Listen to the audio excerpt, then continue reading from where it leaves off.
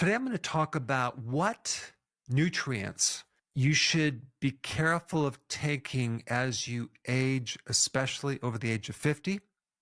Then I'm going to talk about what nutrients you should probably take more of as you age. So let's first start with what to not take. First one on the list is iron. Our bodies do not have a good way of getting rid of excess iron.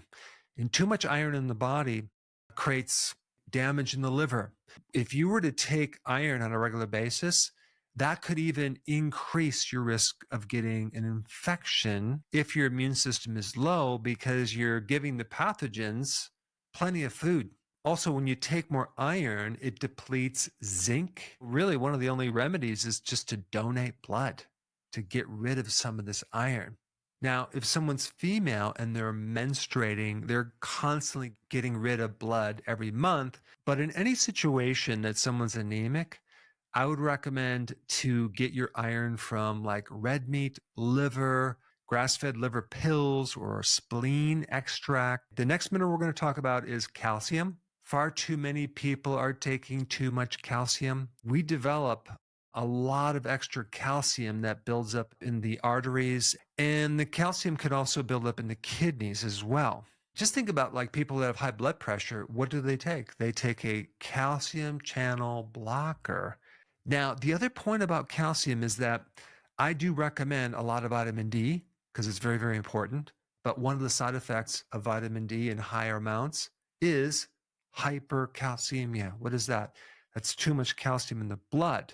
Now, I recommend taking high doses of vitamin D3 if you have autoimmune problems or you have a lot of inflammation because we're trying to prevent too much calcium in the blood.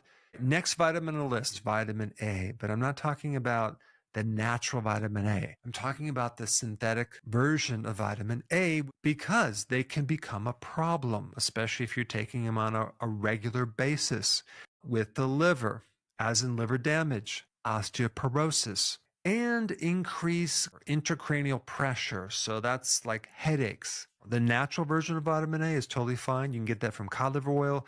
You can get it from egg yolks, get it from butter, but I would avoid taking any synthetic vitamin A. You would think sodium would be on this list, but sodium is very necessary for you to take, especially as you age. So sodium is necessary to give you energy. Following up with that, let's talk about the vitamins that you need more of as you age. There's the synthetic version of vitamin C, and then there's the natural version. In the past, I've been very much against synthetic vitamin C. But since then, I found there's definitely a time and a place for taking large amounts of vitamin C for various things. One is just to lower your histamine. So if you have this allergy attack, it seems to do wonders for that. And even one being to help with cancer. But on the flip side, I also recommend taking the vitamin C from sauerkraut would also be a good idea.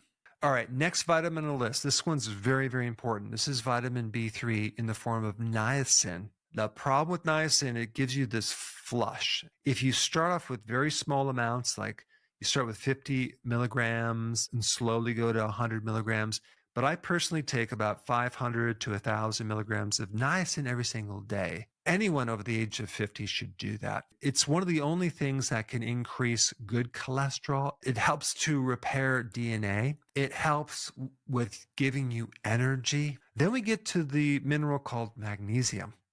Magnesium is the thing that counters this calcification problem. It keeps the calcium from building up inside the cells. Great for blood pressure, great for muscle cramps, great for energy, great for sleeping, and great for lowering your cortisol.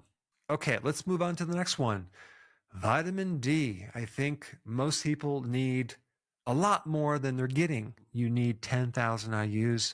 I'm not going to get into the million reasons why, but if you have any thought that that's a toxic amount, just think about this. If you're going to be out in the sun for about 40 minutes, okay, you're going to get 20,000 IUs of vitamin D3. So why in the heck would 10,000 IUs be a toxic amount? The next vitamin I'm going to talk about you needing is vitamin K1. Now, vitamin K1 has the function of clotting the body.